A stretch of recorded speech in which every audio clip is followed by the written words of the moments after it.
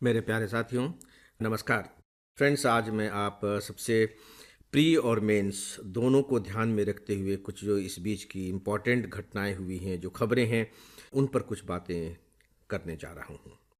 जो पहली और बहुत महत्वपूर्ण जो खबर है और प्री एग्जामिनेशन के लिहाज से तो मुझे बहुत ही इम्पोर्टेंट खबर मालूम पड़ती है, वो है वंदे मातरम। क्या आपके दिमाग में कुछ ख्याल आया इससे संबंधित घटना को लेकर के, खबरों को लेकर के? आपको मालूम है कि 7 नवंबर को प्रधानमंत्री जी ने वंदे मातरम की रचना के 150वें साल के समारोह की शुरुआत की है और ये समारोह साल भर तक चलेंगे। 150 साल हुए हैं वंदे मातरम की रचना के। तो सीधी सी बात है कि वंदे मातरम अपने आप में एक बहुत इम्पॉर्टेंट घटना हो गई है।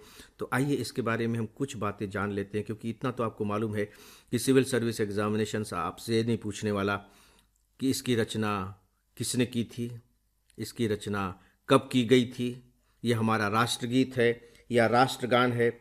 इन सब के बारे में वो नहीं पूछेगा, क्योंकि ये बहुत ही सामान्य सी बातें हैं और ऑलमोस्ट सिविल सर्विस की जो भी स्टूडेंट तैयारी करता है, चाहे वो स्टेट सिविल सर्विस की तैयारी क्यों न करे, इनके बारे में वो जानता ही जानता है।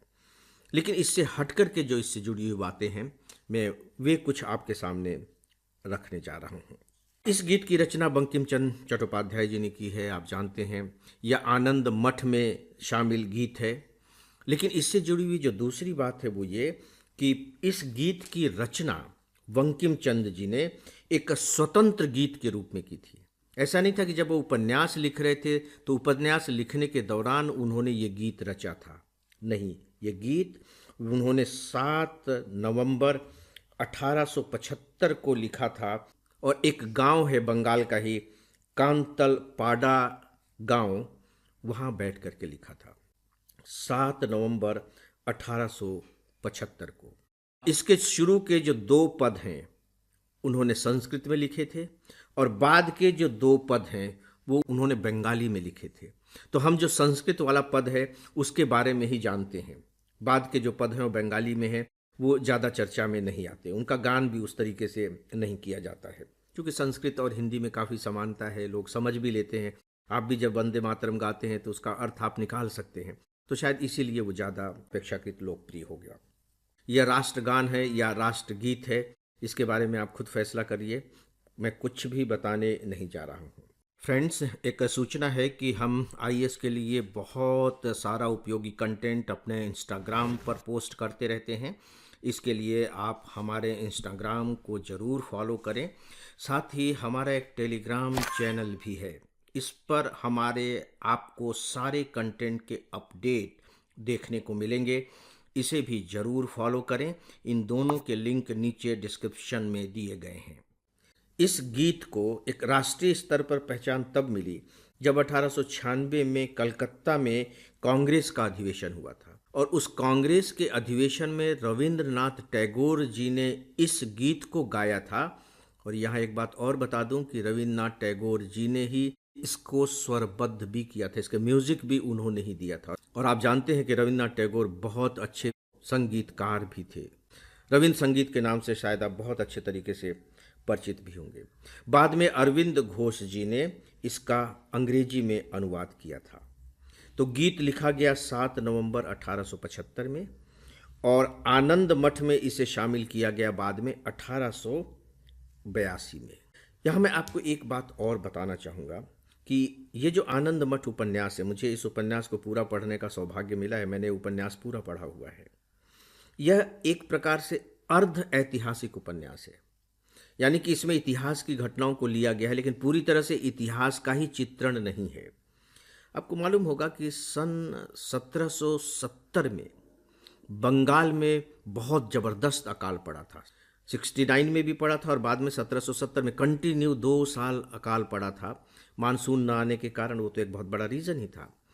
लेकिन अंग्रेजों ने उस समय अकाल की स्थिति को बिल्कुल अपने ध्यान में नहीं रखा।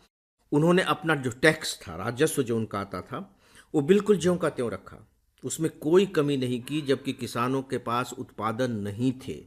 और इसके बाद से ही उन्होंने फिर नील की खेती वगैरह के बारे में कानून बनाया।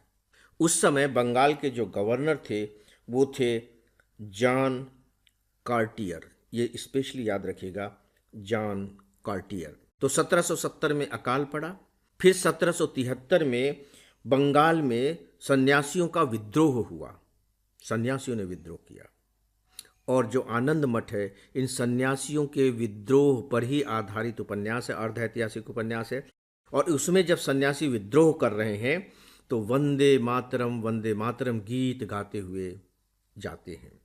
और उसके बाद से ये जो वंदे मातरम गीत है हमारे स्वतंत्रता आंदोलनकारियों का एक प्रकार से राष्ट्रीय गीत जैसा बन गया, जगह जगह पर इसे गाया जाने लगा। आप यूं कह लीजिए कि एक प्रकार से इसका वाचन ही किया जाने लगा, वंदे मातरम।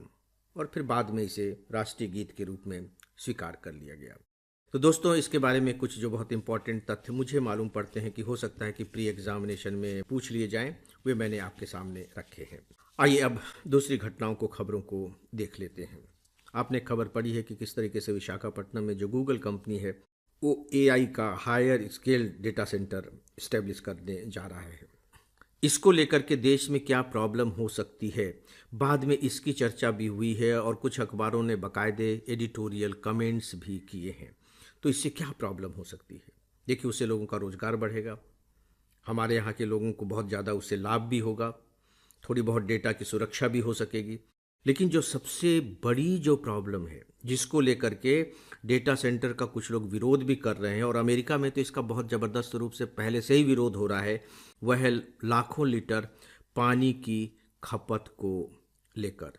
सभी डेटा सेंटर कई मेगावाट बिजली और अपने शीतलन के लिए, कि आप सेंटर को ठंडा रख सकें, मशीनों को ठंडा रख सकें, लाखों लीटर पानी का इस्तेमाल करते हैं। और मज़ेदार बात है कि वो सामान्य पानी नहीं होता कि नदी के पानी का आप इस्तेमाल कर सकेंगे। वो ऐसा पानी होता है जो पीने लायक हो, यानी कि साफ पानी होता है। उसी पानी का वहाँ उपयोग किया जा सकता है। ये बताने की ज़रूरत नहीं है कि पानी कितना दुर्लभ संसाधन है, आज बहुत बड़ा दुर्लभ संसाधन हो गया है। और हमारे यहाँ जो स्टडीज़ हुई हैं अभी तक कि भारतीय डेटा सेंटर की क्षमता 2024 से 2027 के बीच लगभग 80% बढ़ने की संभावना है। और इस बीच डेटा सेंटर में पानी की खपत 2025 के 150 अरब लीटर से बढ़कर 2030 में 360 अरब लीटर हो जाने की संभावना है। सोच के देखिए, 150 अरब लीटर से 360 अरब लीटर। और ये बात आपसे छिपी नहीं है कि हमारे यहाँ ड्रिंकिंग वाटर की कितनी बड़ी समस्या है। और गर्मी के दिनों में इसको लेकर के आपको ढेर सारी खबरें पढ़ने को मिलती हैं। गांव की भी खबरें होती हैं और महानगरों की भी खबरें होती हैं। एक ऐसे देश में जो कृषि प्रधान हो, जहाँ पीने के पानी की इतनी ज़बरदस्त रूप से समस्या हो, आप यूँ कह लीजिए कि जहाँ संकट हो, वहाँ जब इस तरह के डेटा सेंटर बनाए जाने की बात होती है तो उसका विरोध होना बहुत स्वाभाविक है। और इसको लेकर के बहुत से लोग चिंतित हैं और इसका विरोध भी कर रहे हैं। फ्रेंड्स, जो दूसरी खबर है वो अमेरिका के मक्के के मुद्दे को लेकर के है। आप देख रहे हैं कि भारत और अमेरिका में व्यापारिक डील की बातचीत चल रही है, लेकिन वो हो नहीं पा रही है। उसके केंद्र में ये डील क्यों नहीं हो पा रही है? मक्का एक बहुत बड़ा फैक्टर है। आप जानते हैं कि अमेरिका में पूरी दुनिया का 30% से ज़्यादा मक्का होता है और इसमें से 1/3 का इस्तेमाल वो कारों के ईंधन के लिए इथेनॉल बदलने में करता है और लगभग 18% निर्यात करता है। अब जो सिचुएशन बनी है उसमें चीन ने अमेरिका से मक्का लेना बंद कर दिया है, कम कर दिया है कह दीजिए। अब ऐसी स्थिति में अमेरिका चाहता है कि भारत उनका मक्का खरीदे, और भारत यदि उनका मक्का खरीद लेगा तो हमारे अपने देश के मक्के का क्या होगा? पहली बात, हमारे किसान बर्बाद हो जाएंगे। और दूसरी बात कि अमेरिका से जो मक्का आता है वो जेनेटिकली मॉडिफाइड मक्का होता है, जिसका भारत विरोध करता है।